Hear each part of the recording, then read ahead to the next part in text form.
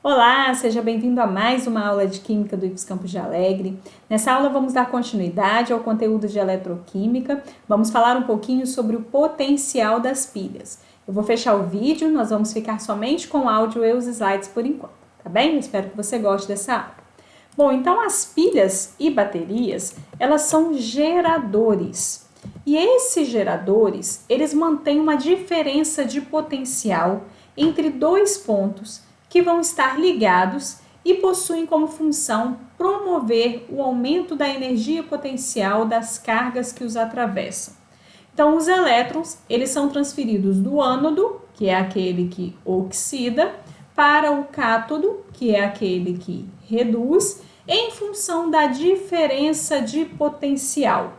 E essa medida da diferença de potencial, ela é realizada através de um voltímetro, e por isso nós falamos voltagem da pilha. Em materiais metálicos, os elétrons estão em movimento desordenado se ocorre uma diferença de potencial. Quando ocorre diferença de potencial no meio, a gente tem o movimento desordenado dos elétrons e vai acontecer o ordenamento do fluxo de elétrons e a formação de uma corrente elétrica. E aí por isso que forma corrente elétrica e o determinado aparelho funciona através das pilhas ou baterias. Então nós podemos construir uma pilha de limão. Como que a gente pode fazer isso? Nós pegamos dois eletrodos e aí a gente vai fazer um polo com o cobre. Nós podemos pegar uma moeda de 5 centavos, por exemplo, de cobre. Vai ser o nosso eletrodo de cobre. Vou colocar um fio nesse eletrodo de cobre e vou ligar numa lâmpada ou numa calculadora, dessas calculadoras simples, tá? E aí pode testar aí que funciona. E vou ligar um eletrodo de zinco, e esse eletrodo de zinco pode ser um clips, tá? E aqui eu posso pegar uma moeda, né? Pode ser uma moeda de 5 centavos, tá? Moeda de 5 centavos, tá? Ok? Porque tem que ser uma moeda de cobre, ok? Vou pegar um clips e aí o eletrodo de zinco eu vou ligar no meu fio condutor no eletrodo de cobre, na outra banda do limão, tá?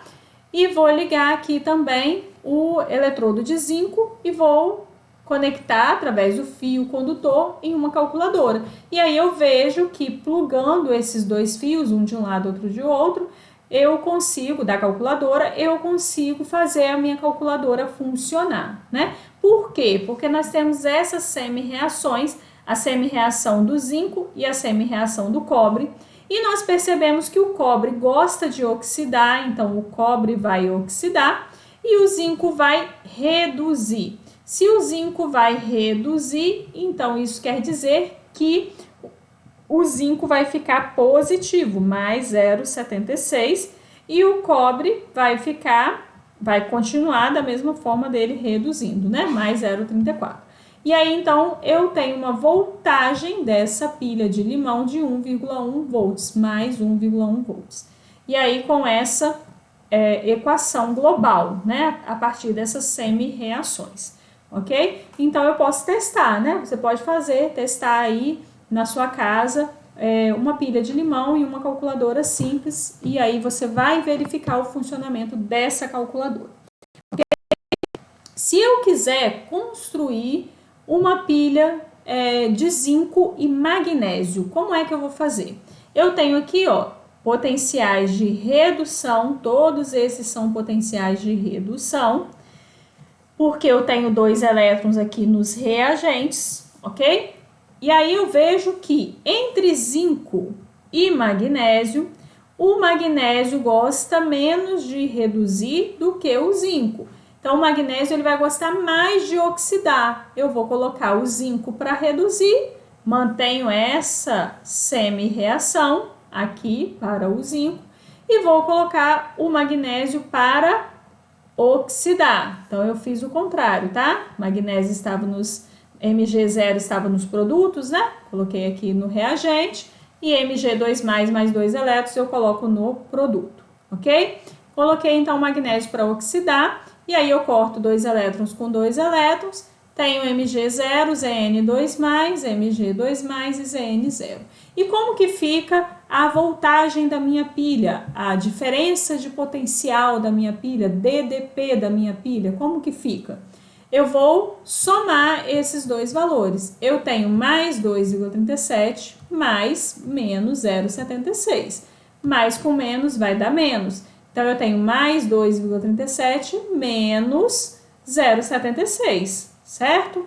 E aí, eu tenho mais 1,61 volts, ok? Pausa o vídeo, faz o cálculo aí para confirmar. Uma pilha entre magnésio e alumínio.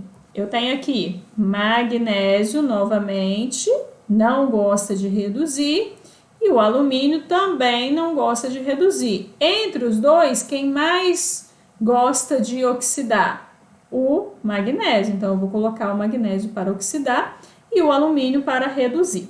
Porém, eu tenho 2 elétrons no magnésio e 3 elétrons no alumínio. O que eu vou fazer com isso? Eu vou multiplicar esses valores para que os elétrons fiquem com valores que eu possa cortar os dois. Se aqui eu tenho 2 e aqui eu tenho 3, o que eu vou fazer? Vou multiplicar o magnésio por 3, e aí eu coloco os coeficientes estequiométricos aqui na frente do Mg0 e Mg2+, e multiplico 3 vezes 2, que vai dar 6, né? Eu não vou multiplicar o meu E0, tá? Vai permanecer da mesma forma, ok? Eu só multiplico a minha semi-reação. Vou fazer a mesma coisa para o alumínio. Eu coloco 2 vezes 3, que dá 6, e 2Al0 aqui. O valor permanece o mesmo, tá? E aí, cortei 6 elétrons com 6 elétrons, tenho 3Mg0, 2Al3+, 3Mg2+, e 2Al0. E a minha diferença de potencial? Só somar os dois valores, o valor da oxidação e o valor da redução. Mais 2,37 mais menos 1,66. Vai dar mais 0,71, ok? Potencial padrão não é estequiométrico, por isso que não depende do número de mol de reagente produto. Se for necessário multiplicar a reação, igual nós fizemos aqui, não haverá alteração do valor do potencial, ok? Tá? Então, para essa aula era isso. Eu espero que você tenha gostado, tá bem? E nós nos vemos na próxima aula. Um abraço, fica com Deus, até a próxima!